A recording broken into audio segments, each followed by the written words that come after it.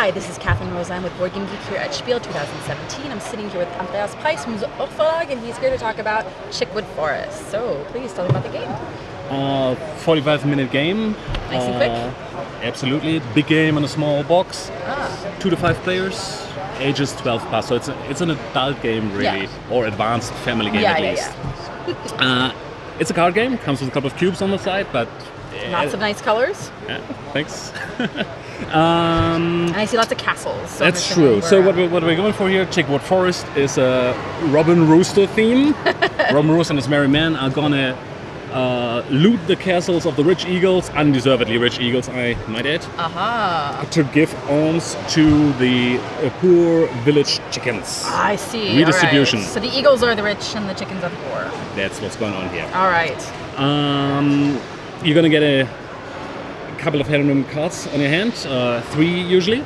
And the first thing you do is scout the castles. You look for loot. You play your cards into so you're rows. Trying to figure out which castles are going to be worth.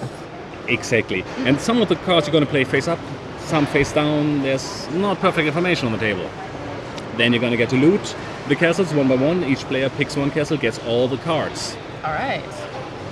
Most of them are good, some of them are bad. So there could be traps and things that are in You your could way? poison the pot, absolutely. Not all cards are equally good for all players, depending on which set you collect. I see. And on top of that, you're going to get the castle that goes with the set of cards you chose, which is important. And then each castle has special things on them, I can see here. Yeah, which is important because, as you can see over here, they're worth glory, victory points, if you will. So the ones are worth less. 1 point, whereas the 6s are worth 6.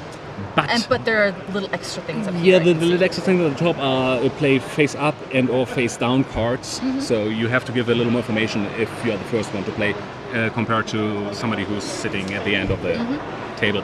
But probably more important is the fact that they also determine the turn order for the next turn. So you pick up the one, you say, okay, there's a couple of glory points that I'm not going to get, but I will next have round, first shots exactly, at there you go. choosing whatever I want next round. Nice. Yeah, I was talking about. So that's already 2 sources of glory in the game, being the loot you make and the castles you roll. Beautiful art on the cards, rings and armor. Which is by Alex Jung. This would be the German pronunciation. Who we've worked with in the past. BC Bar is one of the better known games, I think. Of course. Matt Loomis, by the way, the designer of the game. It's based on a game, Dragon Flame, that was kickstarted in the US a while back. We've changed it, I think, improved on it. Fantastic. So if you like the other game, check this one out, definitely. So a nice little complicated family game, right? Yeah, that's what it is, really. Third source of glory. All right. I should mention it. Okay. The villages. Of course. I already said you are allowed to give alms. Yeah. You highly encourage you to being do so. benevolent to the people after you have gotten all your riches yourself. You give a little. You take a little, you give a little, yeah, right? You know, that's what it goes. And then depending on how much you give, or there's sets that you're giving? Majorities. It's about majorities. The first cube in any given row unlocks the glory of that row, so that's an important thing to keep in mind. If you're the only one that goes into any particular village, there's not much glory to go around. If other people join you, there's more glory to get, but of course the other ones might snack it. Yes. Because it's a majority count over there. So you kind of want people to help along, but you still want to be the one who gives the most. Yeah. And last to come is the one that is going to break ties in their favor. A little different than in most instances, right? Yeah. Would you like to know a little more about the cards, or are we out of time? Sure, just real quick. Real quick. So most of them are fairly straightforward. Like jewelry gives you as much glory as is written on there. 4, 3, 2.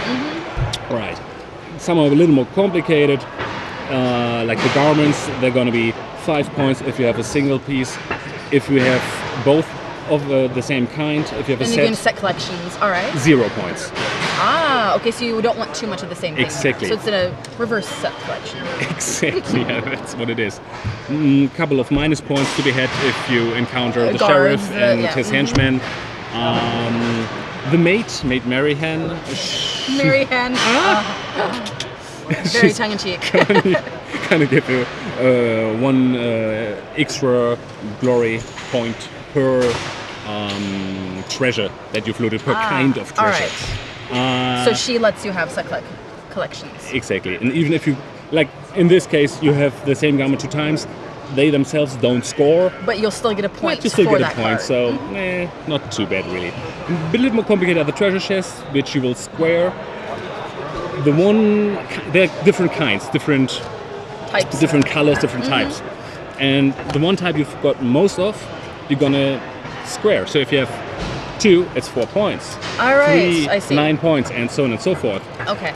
Any other chest that is not of that one best type that you have, is gonna be -1 glory. All right. So you have to again, tricky. kind of plan your set collections and Right. what you've started getting. You need to plan for what you want to avoid later. Totally, yeah. Great. Well, thank you so much. That is Chickwood Forest from Zoch Verlag.